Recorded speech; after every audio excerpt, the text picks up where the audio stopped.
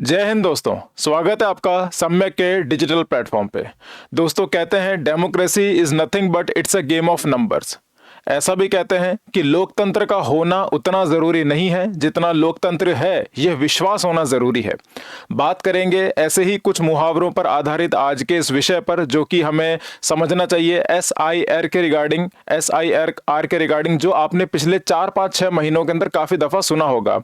हाल ही में supreme court ने कुछ आदेश जारी करे हैं, जिसको लेके जो वेस्ट बंगाल की सरकार है वो तो ये कह रहे हैं कि ये उनकी विक्ट्री है, ये उनकी जीत है। जिस तरह का जजमेंट सुप्रीम कोर्ट ने जारी करा है, इलेक्शन कमीशन इस पर चुप है, लेकिन बीजेपी वाले भी कह रहे हैं कि ये भी मतलब ये तो होना ही था, ये तो जो भी निर्णय लिया अच्छा ही है। तो इसमें ज्यादा अलग सी बात क्या है, डिस्कस करेंगे ये पूरा मुद्दा क्या है, और हाल फिलहाल पिछली बार बिहार में के इलेक्शंस में किस तरह से इसमें पूरा जो इशू क्रिएट हुआ था, और अभी वेस्ट बंगाल के इलेक्शन जो कि मार्च अप्रैल में ड्यू है। तो ये इसलिए जो पूरा इशू है बहुत ज़्यादा ज़रूरी है हमारे लिए समझने के लिए। नाउ ये जो न्यूज़ है ये तकरीबन भी हाल ही की न्यूज़ है, देखिए 18 घंटे पुरानी न्यूज़ है। अब इसमें क्या कहता है, supreme Court hearing on SIR update, manner of conducting electoral rolls revision must confirm to principle natural justice. यहाँ पे नेचुरल जस्टिस की बात की गई है। क्या होता है, छोटा सा कॉन्सेप्ट है, आगे बताऊंगा आपको। एक न्यूज़ ये भी आई है, राइट, बहुत ही रिसेंट न्यूज़ है। Election commission mulls extending SIR deadline in West Bengal following Supreme Court's verdict, victory belongs to the people of Bengal. अब यहाँ पे जो बंगाल की जो टीएमसी पॉलिटिकल पार्टी है, तृणमूल कांग्रेस, उन्होंने ये बोला है कि इट इज़ अ विक्ट्री, ये जीत है वेस्ट बंगाल के लोगों की। अभी क्या जीत है, क्या निर्णय था, सारी बात हम आगे करने वाले हैं। यहाँ पे बहुत इंपॉर्टेंट चीज तो सुप्रीम कोर्ट ने बोली है, वो ये है, understand the stress what's behind. अब ये जो स्ट्रेस है, ये स्ट्रेस किसका है, लोगों का है, सरकार का है, इलेक्शन कमीशन का है, या पॉलिटिकल पार्टीज का है, ये सारी बातें हम आगे डिस्कस करेंगे। सो द पॉइंट इज, अभी रिसेंटली इस पर बहुत सारे आर्टिकल्स पब्लिश हुए हैं। नाउ अब इसके अंदर जो प्रिंसिपल नेचुरल जस्टिस की बात की गई है, ये पॉलिटिकल थ्योरी के अंदर इसका बेसिक सा मतलब ये है, जस्ट एंड फेयर इलेक्शन। जब भी हम लोकतंत्र में इलेक्शंस की बात करते हैं तो जाहिर सी बात है, इलेक्शंस हैज टू बी बहुत ही फेयर तरीके से कंडक्ट होना जरूरी है, बहुत ही फ्री और ट्रांसपेरेंट तरीके से कंडक्ट होना जरूरी है। बिकॉज इलेक्शन का मतलब सिर्फ ये नहीं है कि यहाँ पर आपने कुछ इंपॉर्टेंट सेगमेंट, कुछ एलीट सेक्शन, या फिर कुछ जरूरी क्लासिफिकेशन के आधार पर आपने जीत दर्ज करी हो इलेक्शन के बाद, लेकिन यहाँ पर सभी दायरों को लेके, सभी मापदंडों के हिसाब से ये पूरा जो इलेक्शन है बहुत ही फेयर एंड नेचुरल होना जरूरी है। भले ही वो जेंडर के आधार पर हो, जाति के आधार पर हो, धर्म के आधार पर, रंग के आधार पर हो, उसी बात को यहाँ पे बोला गया है, it has to be a principle natural justice, just and fair. Now यहाँ पर जो सुप्रीम कोर्ट ने अभी जो हस्तक्षेप किया है वो इस शब्द को लेकर किया है। ये पिछले 6 महीने से जो इशू था काफी ज्यादा इंपॉर्टेंट था ही, डेफिनेटली, बिकॉज एसआईआर का जो पूरा प्रोसेस है ये इतना ज्यादा पुराना, ये बहुत ज्यादा पुराना है। और लेकिन इसको जो इम्प्लीमेंट करने की जो अभी तरीका शुरू किया गया है, ये नया नया तरीका है। ऐसा नहीं है एसआईआर इससे पहले कभी हुआ नहीं, ये पहले भी हुआ है, लेकिन अभी इस पे ज्यादा फोकस किया जा रहा है। देखें क्यों। तो अब ये जो पूरा इशू है वो लॉजिकल डिस्क्रिपेंसी, ये जो वर्ड है जो इलेक्शन कमीशन ऑफ इंडिया ने एक्सप्लेन करने की कोशिश करी है, इस बात के आने से इस लॉजिकल डिस्क्रिपेंसी को समझाने के लिए सुप्रीम कोर्ट ने इंटरवेन करा है। और इस बात को लेकर इलेक्शन कमीशन ऑफ इंडिया और सुप्रीम कोर्ट के बीच में जो पूरा इशू है वो इसके बीच में मंथन चल रहा है। अब इसी आधार पर जब जैसे ही इलेक्शन कमीशन ऑफ इंडिया ने लॉजिकल डिस्क्रिपेंसी की बात करी, इस आधार पर, इस पर्टिकुलर मापदंड से इमीडिएटली वेस्ट बंगाल के तकरीबन 1.5 करोड़, मतलब 1.36 करोड़ जो जनता है उनको वाइप आउट कर दिया गया है। वो अब वोट दे ही नहीं सकते हैं। इनको नोटिस जारी कर दिया गया था कि आपको नोटिस भेज रहे हैं, बिकॉज आपका जो आधार कार्ड है, आपके जो डॉक्यूमेंट्स है, उसमें कहीं ना कहीं किसी प्रकार की त्रुटियां हैं, उसमें दिक्कतें हैं, उसमें इश्यूज हैं, डिस्क्रिपेंसीज हैं। क्योंकि लॉजिकल का मतलब यह है कि कई ऐसे एग्जाम्पल्स थे जहां पर ऐसा बताया गया था कि वेस्ट बंगाल में किसी फैमिली के अंदर 200 बच्चे हैं। अब लॉजिकली ये 200 बच्चे होना हजम कम होता है। तो ऐसे ही कुछ मुद्दे हैं, कहीं पर एक इंसान के 4 तरह के नाम लिखे हुए हैं, कहीं पर एक इंसान की एक शक्ल पर अलग अलग उम्र के लोगों के नाम लिखे हुए हैं। तो कई बार इस तरह के जो लॉजिकल डिस्क्रिपेंसी, जहां पर आप तर्क के आधार पर आप साफ तौर पे कह सकते हो कि ये तो संभव ही नहीं है, ऐसे कुछ टेक्निकल एरर्स की वजह से लॉजिकल जब डिस्क्रिपेंसी का मेंशन किया गया है इलेक्शन कमीशन के द्वारा, उस आधार पर तकरीबन 1,36,00,000 लोगों को नोटिस जारी किया गया था इलेक्शन कमीशन ऑफ इंडिया के द्वारा इन वेस्ट बंगाल, जो कि पूरी तरह से अब वोट नहीं दे सकते हैं। इस मुद्दे पर सरकार को बहुत इशू हुआ और सरकार ने ये बात सीधा लेकर गए सुप्रीम कोर्ट पर, और सुप्रीम कोर्ट ने भी इस बात को बहुत ही जेन्युइनली एड्रेस किया है। चलिए, अब बाय द वे ये 20% है पूरी जनसंख्या का। आप सोचिए, स्टेट इलेक्शन के अंदर अगर 20% के लोग वोट नहीं दे रहे तो मतलब कहानी कहीं भी पलट सकती है, राइट? तो elections plays a very, this particular portion is very important over here. Now to protect integrity, अभी तकरीबन 6 महीने पुरानी न्यूज़ है, राइट? 25 जुलाई 2025 की बात है, ये 6 महीने पुरानी न्यूज़ है, जब इलेक्शन कमीशन ऑफ इंडिया ने बहुत ओपन लेवल पर डिक्लेयर कर दिया था to protect the integrity of electoral rolls, election commission to launch special intensive revision, right? Special intensive revision, बहुत ही स्पेशल तरीके से, बहुत ही अलग नजरिए से, इंटेंसिव मतलब बहुत ही गहराई से, बहुत ही गहराई से इसका रिवीजन किया जाएगा। रिवीजन किसका? इलेक्टोरल रोल्स का। इलेक्टोरल रोल्स क्या होते हैं? ये एक लिस्ट होती है जिसमें लोगों की पूरी डिटेलिंग होती है, जो भी लोग इसके अंदर वोट करने वाले हैं, जितने भी लोग पार्टिसिपेट करेंगे, जो नए लोग अपडेट हो रहे हैं। तो बेसिकली मोटा मोटी बस इतना ही है कि जब भी जितने भी लोग वोट करने के लिए जाते हैं, जितने भी लोग वोट करने के लिए एलिजिबल हैं, उन सबका एक बेसिक रिवीजन होता है कि कोई लोग कितना पलायन कहां पे कर गए। देखिए अब इस मुद्दे को छोटा सा है, आप ध्यान समझिएगा। समय समय पर लोग अपनी जगह बदलते हैं एम्प्लॉयमेंट के लिए, एम्प्लॉयमेंट अपॉर्चुनिटीज के लिए। कभी जहाँ कहीं पे बाढ़ आ गई तो ज्योग्राफिकल लोकेशन बदल ली, तो माइग्रेट करके लेबर माइग्रेशन होता है, डिस्प्लेसमेंट होता है, ट्रैवल्स को डिस्प्लेस करके यहाँ से वहाँ कर दिया। कुछ लोग काम से शिफ्ट हो जाते हैं।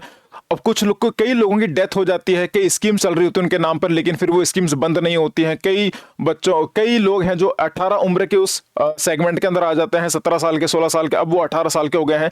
तो day to day in every election एक बेसिक सा रिवीजन की जरूरत होती है जब भी आप इलेक्शन कंडक्ट करवाते हैं, राइट? अब वो जो रिवीजन है उसको अपडेट करने का प्रोसेस का नाम ही है स्पेशल इंटेंसिव रिवीजन। लेकिन अब इंटेंसिव का मतलब है थोड़ा और टेक्निकल तरीके से, एकदम बारीकी में उतर कर। हम पहले होता था कि चलो हमने रिवीजन डेट को इसको अपडेट कर दी, क्योंकि पहले भी होता था ये प्रोसेस, लेकिन बहुत ही गहराई तरीके से, मतलब अगर जरा सी भी दिक्कत इसमें आई तो हम उसको बहुत सीरियसली लेंगे।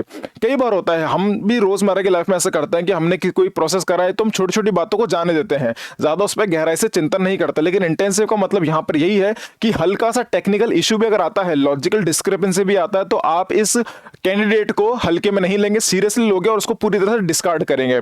ऐसा कुछ इश्यू यहां पर हुआ है, राइट? नाउ अब ये मैंने सरकार की वेबसाइट से लिया है, सेंट्रल गवर्नमेंट की वेबसाइट से लिया है।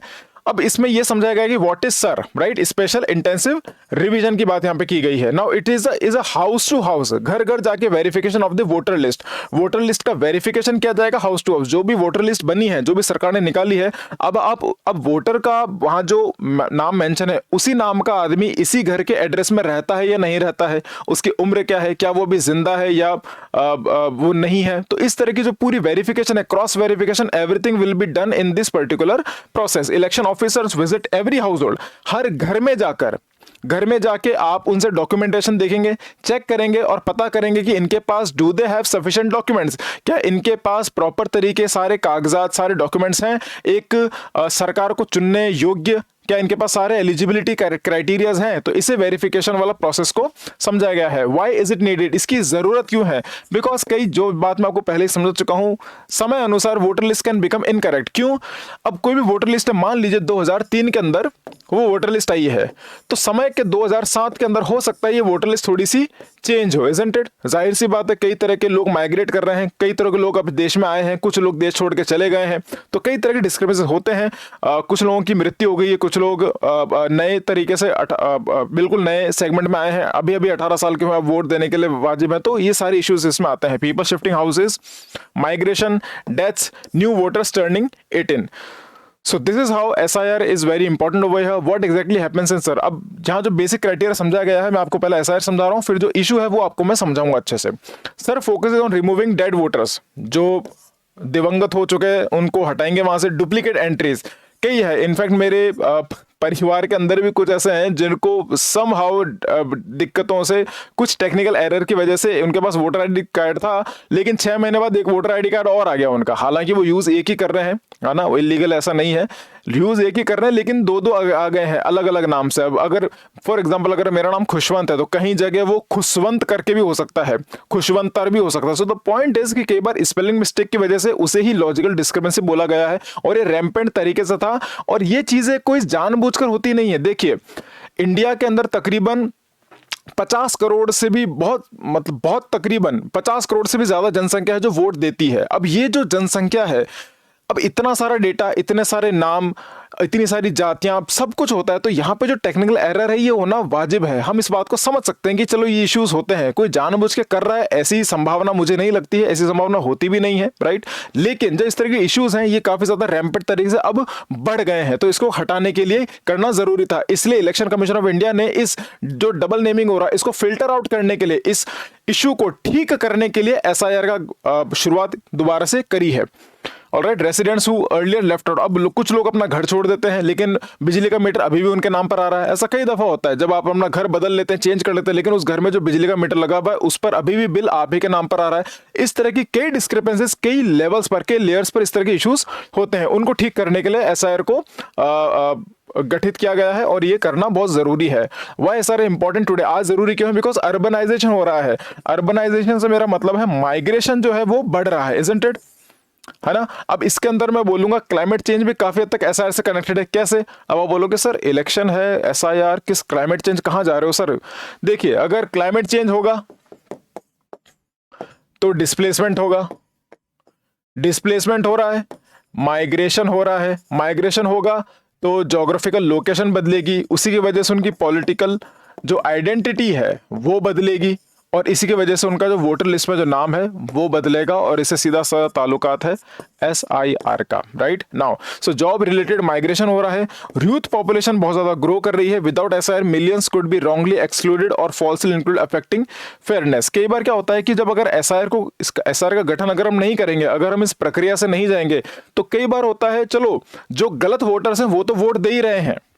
अब समझिए इस चीज को, ज्यादा डेंजरस ये नहीं है कि गलत लोग वोट दे रहे हैं, ज्यादा डेंजरस ये है कि जो जेन्युइन वोटर्स हैं, जो सच में जिनका वोट देने का अधिकार है, कई बार वो इसमें छूट जाते हैं, कई बार वो यहां से चूक जाते हैं। क्लियर है? तो ये दो तरफा, ये दो धारी तलवार है जो कि मारने वाले को भी काटेगी और जो कर रहा है दोनों तरफ ही नुकसान करती है, राइट। नाउ तो ये इस तरह की बात यहाँ पे समझाई गई है सरकार के द्वारा। So SIR would finally actually fair only genuine voters remain, genuine जो सच में जो डिजर्व करते हैं उन्हीं का नाम यहाँ पे रिमेन। इंक्लूसिव है, काफी एक्यूरेट है, एक्यूरेट करेगा। देखिए कई बार क्या होता है कि नाम एक है, अब फॉर एग्जाम्पल अगर मेरा नाम खुशवंत सिंह है, maybe if you go to Punjab, वहां जाके शायद आपको खुशवंत सिंह और मिल जाएंगे सेम स्पेलिंग के नाम से, सेम स्पेलिंग है, सब कुछ है, यही सरनेम में सब कुछ है, but you will get much more people, right. तो उस पर एक्यूरेट होना बहुत जरूरी है, वहां पर डिस्क्रिपेंसी आना, उसको हटाना बहुत जरूरी है। एक्यूरेट, ट्रांसपेरेंट, सिक्योर, ये secure, reduce misuse of voter identity. उसका मिसयूज भी कई दफा होता है, अगर किसी सर दो कहीं जनरेट हो गए, तीन कहीं जनरेट हो, उसका मिसयूज तो हो ही रहा है ना। कई बार क्या होता है कि वोटर आईडी को ही लोग अपना वो आइडेंटिटी बनाते हैं, आधार कार्ड लिंकेज, वो कई तरह के प्रोसेस होते हैं, और ये सारी चीजें टेक्निकल कॉम्प्लेक्सिटीज की वजह से उसकी जो एक्यूरेसी वो खत्म होती है। उस एक्यूरेसी को दोबारा से रिवाइज करना, अपडेट करने का ही सारा प्रोसेस एसआईआर ने इसमें समझाने की कोशिश की है। Now the suspicion shift in SIR, अब यहां पे सस्पिशन मतलब क्या होता है? एक ट्रस्ट डेफिसिट। कहते हैं ना कि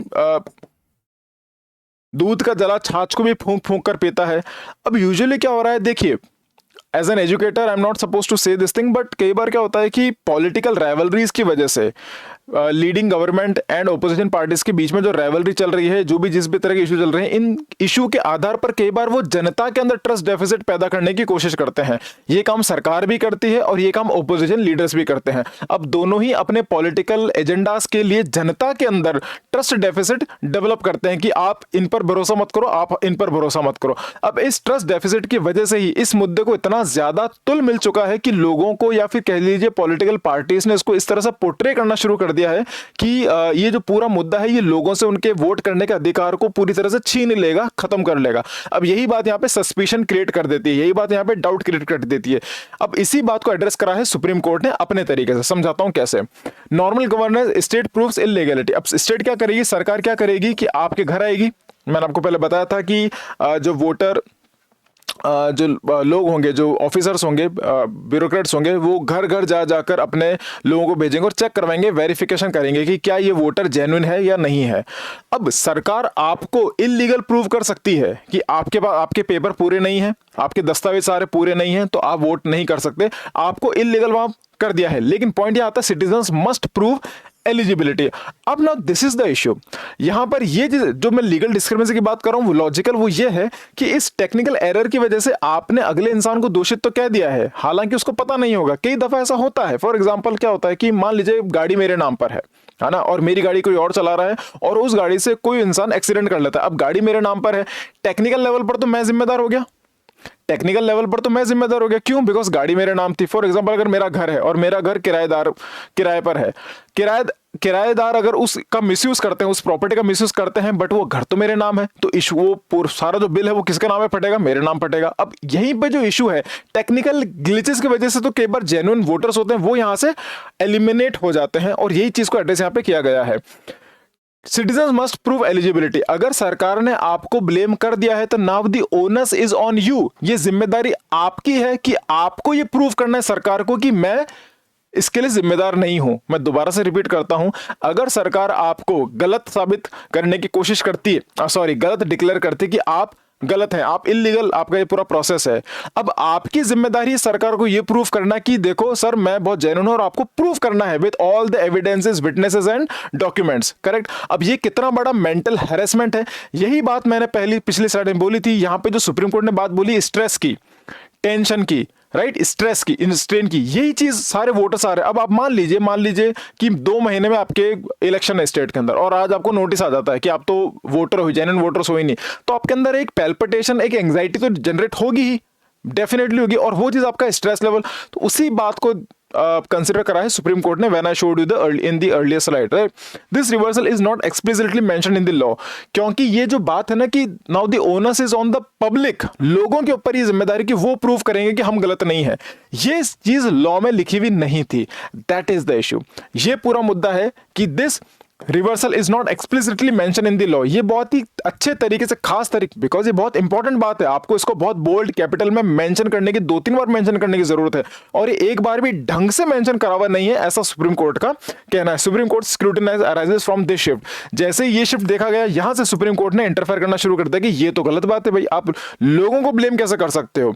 अगर मैं कह रहा हूं कि आप गलत है तो कुछ जिम्मेदारी मेरी भी बनती है ना, कि मैं अगर उसको ब्लेम कर रहा हूं तो मेरे पास भी कुछ एविडेंसेस, सब कुछ चीजें प्रॉपर तरीके से होनी चाहिए, not only basis of the logical discrepancy. हाँ, अगर मान लीजिए आपको कोई कैंडिडेट मिलता है जिसके रिकॉर्ड्स में लिखा हुआ है कि इसके 200 बच्चे हैं, तो कई बार होता है कि 2 की जगह 2 बार 2 शिफ्ट हो गया, 2 बार 0 शिफ्ट हो गया, 2 0 आगे लगने की जगह पीछे लग गया, कुछ भी हो सकता है, we never know. So the point is कि अगर आपको टेक्निकल डिस्क्रिपेंसी लग रही है, लॉजिकल डिस्क्रिपेंसी लग रही है, तो आप उनके घर जाइए, एक बार चेक कीजिए और अपने डॉक्यूमेंट्स के अंदर उनको ठीक कर लीजिए, लेकिन आप सीधा ये मत कह दीजिए कि आप ही गलत हो गए, राइट। चलिए, ऐसी कुछ बात यहाँ पे की गई है। तो the SIR has a parent problem, suspicious mapping, call for 24 lakh Bengal voters. इतने सारे लोगों का जो वोटिंग है काफी हद तक इफेक्ट हुआ है इसके अंदर, right. There was the news why West Bengal become a test case. अब वेस्ट बंगाल इतना ज्यादा हाईलाइट क्यों हो गया, और ममता बनर्जी और इनकी जो तृणमूल जो कांग्रेस पूरी पार्टी है, इसके अंदर इतना ज्यादा न्यूज में क्यों आ गया है? Because first large SIR with algorithmic logic, ये पहला फर्स्ट लार्ज एसआईआर है, शायद इतना बिहार के अंदर भी नहीं देखा गया था, बिकॉज मे बी बिहार की पॉपुलेशन बंगाल जितनी नहीं है, तो जो पहली बार एल्गोरिथमिक लॉजिक की वजह से हो रहा है। अब आप जब भी आप इंस्टाग्राम चलाते हैं, फेसबुक चलाते हैं, या फिर लेट्स से यूट्यूब चलाते हैं, तो आपकी फीड के अंदर वही आएगा जो कि उस मोमेंट की जो एल्गोरिथमिक जो एल्गोरिथम जिस तरह से रन कर रहा है वही आपको फीड देगा, वही आपको रिकमेंडेशंस जनरेट करेगा, करेक्ट। उसी आधार पर huge voter base affected simultaneously, बहुत बड़ा वोटर बेस इससे बहुत सीधे तौर पर अफेक्ट हुआ है। Supreme court laid on procedural standards, future SIRs will follow Bengal president. अब जो आने वाले एसआईआर्स हैं, हालांकि इलेक्शन कमीशन ऑफ इंडिया ने बोला है कि अब ये 12 स्टेट में लागू होंगे और यूटीज में लागू होंगे, राइट। 12 स्टेट्स में लागू होंगे, आगे मैं आपको लिस्ट बताऊंगा कौन कौन से वो स्टेट्स हैं, लेकिन और 12 यूटीज में लागू होंगे, करेक्ट। अब ये जो पूरा, इसलिए वेस्ट बंगाल यहाँ पे हाईलाइट हो जाता है। एक तो पहली बात तो ये कि यहाँ पे इलेक्शन होने वाले हैं, दूसरी बात यहाँ की जनसंख्या बहुत ज्यादा है, और पहली बार ही एल्गोरिथमिक लॉजिक इसमें अप्लाई किया जा रहा है, इसलिए इसको लॉजिकल डिस्क्रिपेंसी वाला यहाँ पर आया है मुद्दा, ठीक है। क्योंकि यहाँ पर आप मशीन्स को यूज कर रहे हो, सिस्टम्स को यूज कर रहे हो, आप किसी नॉन ह्यूमनाइज एलिमेंट्स को यूज कर रहे हो टू ट्रैक द वैलिडेशन। आप किसी डॉक्यूमेंट को प्रूव करने के लिए, ट्रैक करने के लिए आप नॉन ह्यूमनाइज मशीन्स को यूज कर रहे हो, और वहां पे टेक्निकल एरर होता है कई दफा, right. Why SIR was triggered nationally, legacy data inconsistency. Data inconsistent बहुत ज्यादा है, बिकॉज कई बार 2002 के बाद कई बार कुछ स्टेट ऐसे हैं जैसा कि West Bengal is one of them, जहां पर पिछली बार 2002 या 2003 के अंदर एक इंटेंसिव रिवीजन किया गया था, राइट। उस समय एसआईआर नाम का ऐसा कुछ नहीं था, बट इंटेंसिव रिवीजन उसको कहते थे। तो 2002 के अंदर आज से तकरीबन 20,000 मतलब मान लीजिए 24 साल पहले जब इस तरह का किया गया था, उसके बाद इसको प्रॉपर तरीके से अपडेट नहीं किया गया है वोटर लिस्ट को। ये करना बहुत जरूरी है, इसलिए बहुत बड़ा डिस्क्रिपेंसी देखने को मिला है। Technology driven anomaly detection, technology driven, अब यहाँ पे टेक्नोलॉजी को यूज कर रहे हो, कई मामलों में टेक्नोलॉजी बहुत हेल्पफुल होती है, लेकिन जब वहां पर हल्का फुल्का एरर आता भी है तो आप आउटराइटली इतना एक्सट्रीम स्टेप नहीं लेते हो कि आपने नोटिस भेज दिया और उनको वोट देने से अलाउ ही नहीं करते। एक इशू यहां पर भी आता है। Pre election risk management by ECI, pre election risk management, अगर मान लीजिए मार्च अप्रैल में बंगाल में इलेक्शन है, तो ये काम दरअसल पिछले साल की मार्च अप्रैल में होता तो और ज्यादा बेहतर होता। प्रॉपर टाइम मैनेजमेंट होता, प्रॉपर टाइम मैनेजमेंट होता, एक सफिशिएंट टाइम मिलता है। लेकिन अगर लास्ट मोमेंट पर इसको चेंजेस करेंगे, लास्ट मोमेंट में अगर इस तरह के डराने वाले नोटिस जारी करेंगे, तो जाहिर सी बात है इशू ज्यादा बड़ा लगेगा।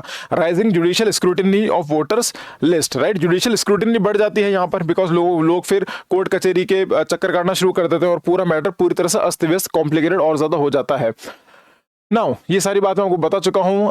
Very old intensive revision gap, एक तो गैप बहुत बड़ा है, तकरीबन 24 साल का, तो ये गैप हो गया, पहली अपडेट हुआ ही नहीं, इससे प्रॉपर तरीके से अपडेट नहीं हुआ। वैसे बेसिक अपडेट तो होता ही था, लेकिन एक प्रॉपर रिवीजन होता है, टेक्निकल अपडेशन, वो नहीं हुआ है बंगाल के अंदर पिछले 24-25 सालों से।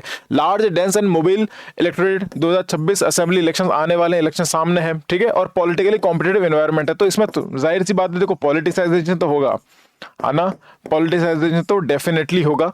द कोर कंट्रोवर्सी क्या है? लॉजिकल डिस्क्रिपेंसी, ये मैं आपको समझा चुका हूं, right. So there are certain news regarding logical discrepancy. What is the meaning of logical discrepancy, सारी बातें यहां पर समझाई गई है, correct, alright, in the newspaper, right. अब जैसे कई बार क्या होता है कि एज पेरेंट्स का मिसमैच आ रहा है ना, यहाँ पर आपकी एज सही है लेकिन पेरेंट्स का नाम गलत है, और मे भी शायद आपके पेरेंट्स की एज गलत बता दी गई है। अब कई दफा होता है, कई बार लोग क्या होता है, देखिए ये प्रैक्टिकल चीजें, सोशल रियलिटी है ये।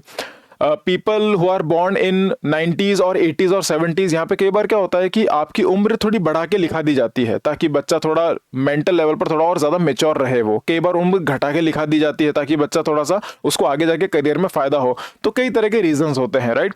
तो पहले ही बहुत वो होता था, हालांकि अब ऐसा नहीं होता है। अब तो रियल टाइम जो भी जब आपका बर्थ सर्टिफिकेट बनता है तो उसमें एक्चुअल डेट होती है मेंशन, पहला ऐसा ट्रैकिंग नहीं हुआ करती। तो वो जो इश्यूज है, वो जो डिस्क्रिपेंसीज हैं, वो सोशल रियलिटी है और वो बहुत मैसिव लेवल पर है, एज मिसमैच का, राइट। एक्सेसिव सिबलिंग लिंकेज, ठीक है, सिबलिंग लिंकेज बहुत ज्यादा हो गए। जैसे मैंने आपको बोला कि भाई इसके 15 भाई बहन है, 20 भाई बहन है, जो कि रियलिटी में लॉजिकली ऐसा लगता नहीं है कई बार। नेम ऑफ रिलेशनल इनकंसिस्टेंसी, उनके रिश्तों में कई बार इनकंसिस्टेंसी दिख रही है, किसी और डॉक्यूमेंट में तो कोई उसका फादर है, किसी और डॉक्यूमेंट में कोई उसका फादर है, तो कई बार इस तरह के इश्यूज होते हैं। Fraud but threaten of suspicion, यहाँ पे डाउट जरूर क्रिएट होता है in the system. Supreme Court constitutional stance क्या कहता है? अब TMC political party, they are celebrating this thing कि ये जो जजमेंट है ये एक्चुअल में पॉलिटिकल टीएमसी के फेवर में गया है, बट एक्चुअल में सुप्रीम कोर्ट का जजमेंट क्या गया ये देखते हैं, right. SIR is not unconstitutional पर से, ये कहते हैं कि SIR will continue, it will prevail, इसको हम खारिज नहीं करेंगे। ये जो सिस्टम है, इसके जो मंशा है, इसका जो इंटेंशन है, that is pure and that is very reasonable, right, that is very meaningful. लेकिन करने का जो तरीका है, उस तरीके के अंदर हमको थोड़ा सा चेंजेस करने की जरूरत है, ताकि ये हैरेसमेंट कम लगे और ये रिफॉर्म ज्यादा लगे। But process must be fair and transparent. Right to vote may be statutory but democracy is constitutional, right. Administrative convenience can not override the voter inclusion. अब एडमिनिस्ट्रेटिव कन्वीनियंस से क्या मतलब है? अब यहां पर आपने क्या करा कि लोगों के घर गए, वेरिफिकेशन सारा कुछ करा, ताकि क्योंकि पॉपुलेशन बहुत ज्यादा है ना, पॉपुलेशन बहुत ज्यादा है, तो आपको बहुत मैसिव ग्रुप ऑफ पीपल को जाके देखना है, चेक बैक करना है, क्रॉस चेक करना है। अब उस एडमिनिस्ट्रेटिव प्रशासनिक सहूलियत के तौर पर जब ये सारी चीजें करेंगे तो कई बार यहां पर वोटर इंक्लूजन खत्म होता है, राइट, वोटर इंक्लूजन यहाँ पे खत्म हो जाता है। कई बार आप उन जेन्युइन वोटर्स को भी कवर करना भूल जाते हो, सिर्फ आपका फोकस रह जाता है कि कौन से इलीगल वोटर्स हैं, आपका फोकस उन पर ज्यादा रह जाता है और आपका फोकस यहां से हट जाता है कि जेन्युइन वोटर्स कौन है। कई बार इस तरह की डिस्क्रिपेंसीज भी आती हैं। कि सुप्रीम कोर्ट डायरेक्शंस क्या है? Mandatory public disclosure of flagged names, जो भी नाम है उनको पब्लिकली डिस्क्लोज करना है। घर जाके बताओ ना बताओ, एक ऑफिशियल नोटिफिकेशन होना चाहिए और वहां पे उसको पब्लिकली डिस्क्लोज करने की जरूरत है। Local level display of list, minimum time window for objections, ठीक है, कम से कम उनको टाइम दो कि उनको टाइम ज़्यादा मत दो, 10-15 दिन दे दे, महीना भर होता है मोस्टली, 1 महीने का आपने उनको टाइम दे दिया कि भाई 1 महीने के अंदर आपको अपनी जो इश्यूज़ हैं उसको रिजॉल्व करना है, जो भी आपके डॉक्यूमेंट्स आप ये लेकर पहुंचे। अच्छा, एक इंपॉर्टेंट चीज इसमें यह है कि एक second, acceptance of reasonable documents, ठीक है, रिप्रेजेंट थ्रू एजेंट्स अलाउड। अब कई बार सुप्रीम कोर्ट ने इसमें एक पॉइंट और ये बोला है, कई बार क्या होता है कि डॉक्यूमेंट्स आपके प्रॉपर तरीके से अवेलेबल नहीं है, फट गए, जल गए, गल गए, जो भी होता है, राइट। अब इसमें सुप्रीम कोर्ट ने एक चीज ये भी बोली है कि हाँ, अगर मान लीजिए आपके पास कोई रिक्वायर्ड डॉक्यूमेंट नहीं है, अगर आपसे मांगा गया कि 1 2 3 ये 3 डॉक्यूमेंट आप दीजिए, और मान लीजिए उन 3 में से आपके पास 2 डॉक्यूमेंट नहीं है या 1 नहीं है, तो उससे आपकी जो लीगैलिटी वो खतरे में नहीं जाएगी। उस जगह इलेक्शन कमीशन ऑफ इंडिया ये भी कर सकता है कि जो 3 लोग हैं, कोई भी ऐसे 3 लोग जिनके जो खुद एकदम वैलिड है, जिनके डॉक्यूमेंट वेरिफिकेशन अच्छे से हो रखा है, everything is sorted from their side, वो 3 लोग अगर अप्रूव कर दे कि हाँ ये जो पर्टिकुलर इंसान है वो इसी एरिया में रहता है, इतने सालों से रहता है, इसी घर में रहता है, इसका नाम ये है, अगर वो 3 लोग अप्रूव भी कर दे तो भी इसको कंसिडर किया जाना चाहिए। ये थोड़ा ह्यूमनली इसको करने की जरूरत है, एंटायरली टेक्नोलॉजिकली बेस्ड या फिर मैकेनिक बेस्ड इसको नहीं करना है, एल्गोरिथमिक बेस्ड इसको नहीं करना है। अगर 3 लोग जो जेन्युइनली वेरीफाइड हैं, अगर वो लोग इस बात को अप्रूव करते हैं तो उस आदमी को कंसिडर किया जाएगा।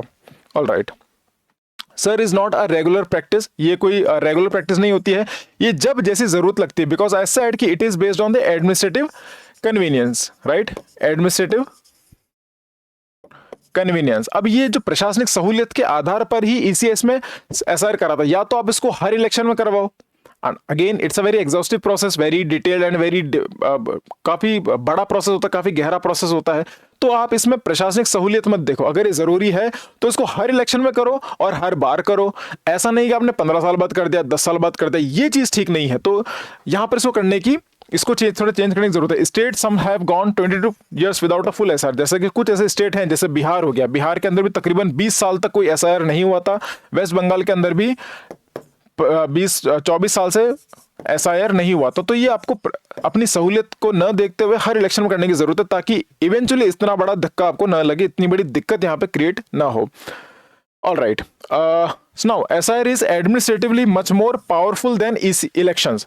जो इलेक्शन कमीशन ऑफ इंडिया है उससे कई ज्यादा पावरफुल एसआईआर को माना जाता है। ऐसा कहने की, क्योंकि इलेक्शन कमीशन ऑफ इंडिया खुद इतना पावरफुल नहीं है। एज वी ऑल नो कि कई बार हम इलेक्शन कमीशन ऑफ इंडिया को कहते हैं कि it is a constitutional body, but इनके पास ज्यादा ताकत है नहीं, ऐसा कहते हैं। अब इलेक्शन कमीशन ऑफ इंडिया ने जब एसआर का इसको घटित करा, इसकी वजह से इलेक्शन कमीशन ऑफ इंडिया और ज्यादा पावरफुल हो जाएगा। डर यहां पर कई बार ये आता है कि एसआईआर का मिसयूज ना हो जाए। क्यों? बिकॉज इसको जो एसआईआर को कंडक्ट करने वाले कौन है? जो लोकल आईएएस ऑफिसर्स हैं, राइट, जो लोकल बीडीओ ऑफिसर्स है, पटवारी है, ग्राम पंचायत, जो लोकल लीडर्स वगैरह है, वही लोग इसको मॉनिटर कर रहे हैं। अब कई दफा ऐसा होता है कि वो लोग अपने स्वार्थ के लिए, अपनी सहूलियत के लिए कई बार यहाँ पे करप्शन करते हैं, तो वो संभावना यहाँ पे पूरी है। लोकल लेवल पर अगर कोई डिस्प्यूट है, लोकल लेवल पर जो एमएलसीज हैं, एमएलए हैं, ब्यूरोक्रेट्स हैं, वो एक पर्टिकुलर पार्टी को फेवर कर सकते हैं, क्योंकि फाइनल अप्रूवल करने वाले तो वही ब्यूरोक्रेट्स हैं। वो एक इशू यहाँ पे आता है क्योंकि लोकल लेवल के जो ऑफिसर्स है, ब्यूरोक्रेट्स है, वही इसको डील कर रहे हैं। तो there is one risk over here. इसी के आधार पर इलेक्शन कमीशन ऑफ इंडिया अपने जो दमखम है उसको स्थापित कर सकता है इसके अंदर, right. District collectors act as electoral officers, right. अब देखिए, जब हमारा वक्फ वाला जो आया था, राइट, वक्फ पर जो बिल आया था, उस बिल के अंदर भी, उस एक्ट के अंदर भी कलेक्टर्स को ये प्राथमिकता दी गई थी कि कलेक्टर जिनको डिफाइन करेंगे उसी को फाइनल माना जाएगा। अब कलेक्टर्स वो कौन है? ये सेंट्रल गवर्नमेंट के नुमाइंदे हैं, isn't it? Not even the state government, ये सेंट्रल गवर्नमेंट के नुमाइंदे हैं। तो अब इस सेंट्रल गवर्नमेंट का ही कहना मानेंगे? यही कुछ इनसिक्योरिटी, यही कुछ डर और यही कुछ ट्रस्ट डेफिसिट की वजह से इस मुद्दे को थोड़ा सा तुल मिल गया है कि आप सिर्फ एब्सोल्यूट पावर इन्हीं को दे दोगे, तो फिर ये आगे जाके मिसयूज होने की इसमें संभावना बनती है। Political executives have minimum control. जो एमएलसीज है, लेट्स से स्टेट गवर्नमेंट है, उनका जो लीडरशिप है उसको बहुत कम पावर मिल गई है, because election commission of India central government के पैरेलल काम करता है, साथ में काम करते हैं for the greater good, because ढांचा ऐसा। लेकिन यहाँ पे बात है ट्रस्ट डेफिसिट की, वो विश्वास नहीं है। आईएएस अधिकारी जो कलेक्टर्स होते हैं, जो सेंट्रल ऑफिसर्स होते हैं, वो सभी लोग सेंट्रल गवर्नमेंट के हिसाब से काम करेंगे, ऐसा माना जाता है। और इस मानने के चक्कर में इतना बड़ा जो इशू है, पॉलिटिसाइजेशन इस पूरे इशू का हुआ है। Okay, now these are the 12 states जिनको कंसिडर किया गया है एसआईआर के अंदर, जिसके अंदर राजस्थान भी है, वी ऑल शुड नो। हाँ, इसके अंदर आसाम नहीं है, ओके इसके अंदर आसाम नहीं है। और ये भी इशू किया गया because Assam is one of those states जिसके अंदर भी माइग्रेशन बहुत रैम्पेंट होता है। तो सभी लोगों का सवाल है कि सर आपने आसाम को इसमें इंक्लूड क्यों नहीं किया है। बहुत बहुत ही जेन्युइन सा सवाल है कि सर आसाम के अंदर तो बहुत ज्यादा माइग्रेशन देखने को मिलता है, why aren't you considering. So for that election commission of India has said कि आसाम के अंदर ऑलरेडी एक स्पेशल तरीके का जो एनआरसी वाला जो पूरा चल रहा है वो इसी को कर रहा है। अगर हम उसी प्रोसेस के अंदर एसआईआर को भी डाल देंगे तो और ज्यादा कॉम्प्लिकेट और ज्यादा पेचीदा ये पूरा इशू हो जाएगा। तो Assam is already going through that verification process because Assam में तो पूरा मुद्दा हमको पता है ना, आसाम मेघालय जो पूरा रीजन है 72 के वॉर के बाद जो पूरा पलायन हुआ था, फिर जो CAA जो पूरा इशू क्रिएट हुआ था, एनआरसी वाला इशू। तो those things are already going in Assam and all these other north eastern states. तो वहां पे इनको जरूरत नहीं लगी, लेकिन ऑल दे आर कंसिडरिंग इनमें करना बहुत जरूरी है अकॉर्डिंग टू देम। इनके अंदर नॉर्थ ईस्टर्न स्टेट्स नहीं है, राइट। तो ये चीज कंसिडर की गई है for Assam and other north eastern states. It's a pre election governance zone. ये इलेक्शन से पहले ही होगा, इलेक्शन के दौरान तो हो नहीं सकता है। इलेक्शन के दौरान होगा तो इसमें और ज्यादा धांधलेबाजी होने की चांसेस ज्यादा है फॉर ऑब्वियस रीजन, और उसकी एफिशिएंसी डेफिनेटली हर्ट करेगी बिकॉज इलेक्शन जब चल रहे हैं, आप एग्जाम देते वक्त तैयारी नहीं करते, जब आपका एग्जाम होने वाला है आप उससे पहले तैयारी करते हो, करेक्ट, फॉर ऑब्वियस रीजन। चलिए नाउ सीरियस इरेगुलरिटीज इन आसाम। अब जो आसाम की बात है, कांग्रेस ऐसा कह रही है कि आपने आसाम में तो करा नहीं है। नाउ गिवन दैट कि आसाम के अंदर भी बीजेपी की गवर्नमेंट है, तो फिर वो थोड़ा पॉलिटिसाइजेशन और उसका और हो जाता है, राइट। चलिए ये बताते हैं कि जो एसआईआर है, right, shows limits of technocratic governance. Technocratic government की बात करते हैं, why, because we are using technology way too much, है ना। ये बात मैं आपको पहले बता चुका हूं। कई ऐसे सोशल रियलिटी से मिसमैच हो रहा है because there are informal naming practice also. अब आप घर में किसी को चीनू बुलाते हो, किसी को चीकू बुलाते हो, लेकिन उसका असली नाम कुछ और है, लेकिन आधार कार्ड में उसको चीनू चीकू नाम लिखवा दिया है ना। आप पूछेगा, कई दफा ऐसा होता है, इंडियन रियलिटी है, ये सोशल रियलिटी है। शायद आपके दादा दादी, आपके नाना नानी को नहीं पता होगा कि आपका सच में स्कूल में कॉलेज में नाम क्या है।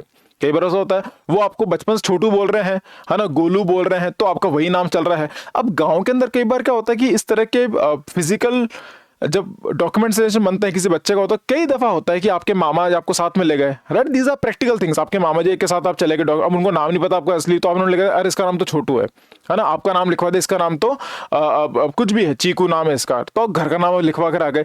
यहाँ पे डिस्क्रिमिनेशन होती है। इनफैक्ट कई जगह ऐसा होता है उनकी एज भी पता नहीं होती है, क्योंकि हम मान लीजिए हमारे मामा ताऊ गाँव में होता है, गाँव में मामा ताऊ के साथ चले गए डॉक्यूमेंट करवाने के लिए, तो 10वीं के अंदर उन्होंने हमारी एज ही कुछ और लिखवा दी। अब वो एज 10वीं के डॉक्यूमेंट के अंदर जो लिखी गई है वही तो इवेंचुअल बन गया है आपके लिए। हर डॉक्यूमेंट में वही एज देखी जाती है, वही नाम देखा जाता है।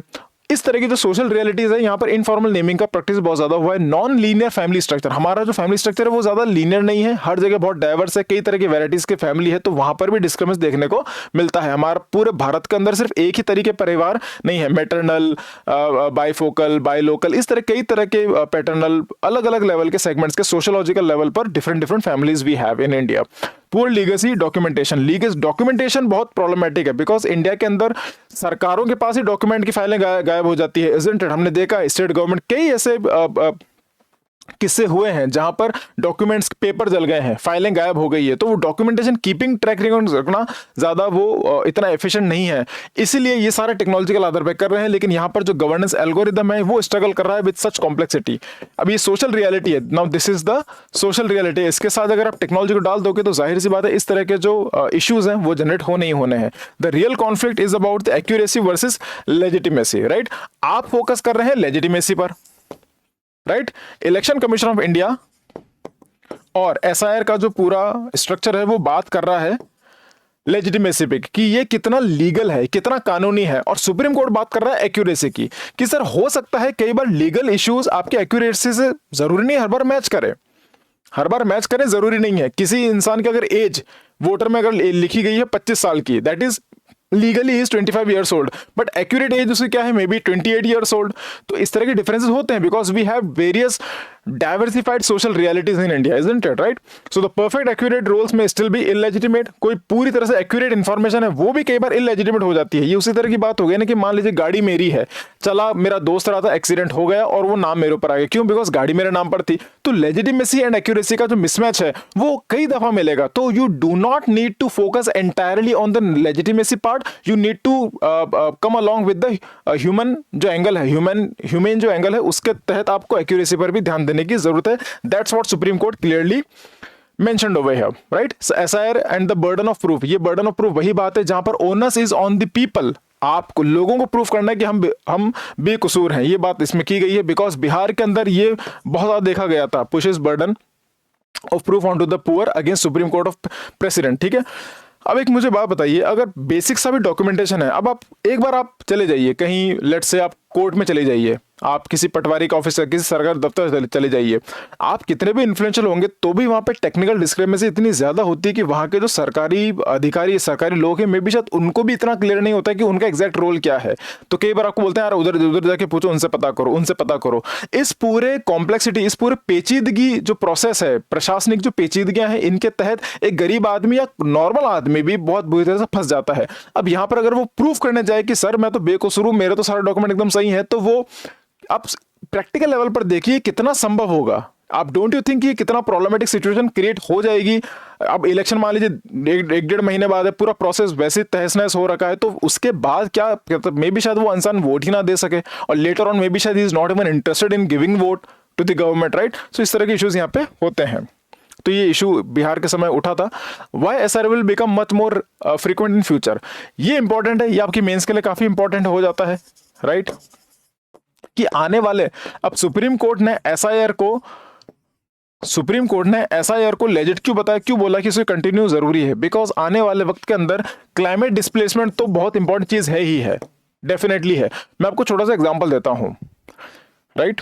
If this is India, right, if this is India, right, if this is India, ये पूरा पानी वाला एरिया है, ये पूरा पानी वाला एरिया है.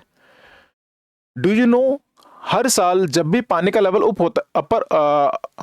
ऊपर उठता है, बिकॉज ग्लेशियर्स बहुत ज्यादा पिघल रहे हैं, बर्फ बहुत पिघल रही है, पानी समुद्र में बहुत बढ़ता जा रहा है, तो जो उसका पानी के ऊपर जब भी पानी अंदर की तरफ आ रहा है, कोस्टल एरिया से अंदर आ रहा है, यहां पर समझेगा ध्यान से, तो यहां के जो लोग हैं जब अंदर की तरफ माइग्रेट कर रहे हैं, जब लोग अंदर की तरफ माइग्रेट कर रहे हैं, इसकी जो क्वांटिटी, इसकी जो वैल्यू है कि इतने सारे लोग जब अंदर की तरफ शिफ्ट कर रहे हैं बिकॉज पानी बढ़ रहा है जमीन पर, वो है तकरीबन हर साल का, फॉर एवरी ईयर, ये इतना ज्यादा है जितना 1947 के अंदर के पार्टीशन के दौरान जितने लोग माइग्रेट करके इंडिया आए थे, राइट, जितने लोग माइग्रेट करके इंडिया आए थे या फिर इंडिया से जो गए थे, उस लेवल का उतनी तर्ज पर हर साल डिस्प्लेसमेंट होता है because of the climate change.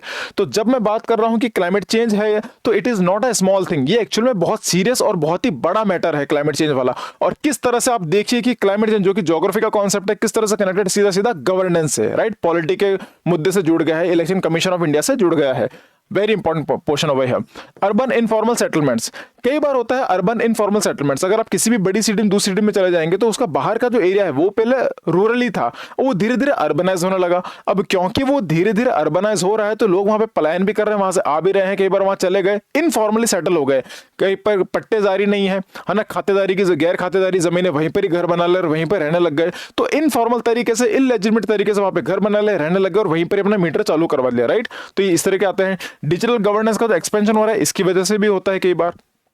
Future elections will rely more on roll cleansing, जो भविष्य में जितने भी इलेक्शंस होंगे उसके अंदर यही होगा कि आपके हर इलेक्शन में आपका जो डेटा है उसको अपडेट किया जाएगा, और बहुत जरूरत है. एसआईआर की जो रेलेवेंस है दैट इज वेरी इंपॉर्टेंट. देखिए उसकी जो जरूरी है, उसकी जो जरूरत है एसआईआर की, वो तो और रेलेवेंट है, और ये बहुत अच्छी बात है कि हर स्टेट में लागू हो, लेकिन करने का जो तरीका है वो फेयर एंड ट्रांसपेरेंट होना जरूरी है. अगर कोई इंसान खुद को बेकसूर साबित करना चाह रहा है तो उसको पूरा मौका मिलना जरूरी है, उसको मार्जिन मिलना जरूरी है, करेक्ट. चलिए, sir and future electoral reforms debate, अभी जो पूरी डिबेट है नेशनल वोटर डेटाबेस के आधार पर हो गई है ना, पोर्टेबिलिटी ऑफ वोटिंग राइट्स की बात की गई है कि आपकी लेजिटिमेसी और एक्यूरेसी की वजह से, इसमें मिसमैच की वजह से इंसान का वोटिंग राइट नहीं जाना चाहिए. SR controversy strengthen argument for reform, ये रिफॉर्म की बात करता है, इसलिए इसका जो रेलेवेंस है that is again very pertinent over here. But also raises surveillance and exclusion concern. Surveillance की बात भी है कि इसमें सरकार या फिर जो लोकल लेवल पे जो ऑफिसर्स काम करते हैं वो इसका मिसयूज ना करें, वो उसका गलत इस्तेमाल ना करें. क्या इस बात की गारंटी, इस बात की assurity election commission of India ले सकता है? अगर ले सकता तो उस पर एक्शन कैसे लेंगे, क्या लेंगे, ताकि किसी भी इंसान का अपना जो वोट करने का अधिकार है वो खतरे में ना आए. Alright, so with this, ये टॉपिक खत्म होता है. I hope I have covered all the important aspects from the mains perspective. I hope आपको समझ में आया होगा. Thank you so much for your cooperation. This is Khushwant Singh signing off.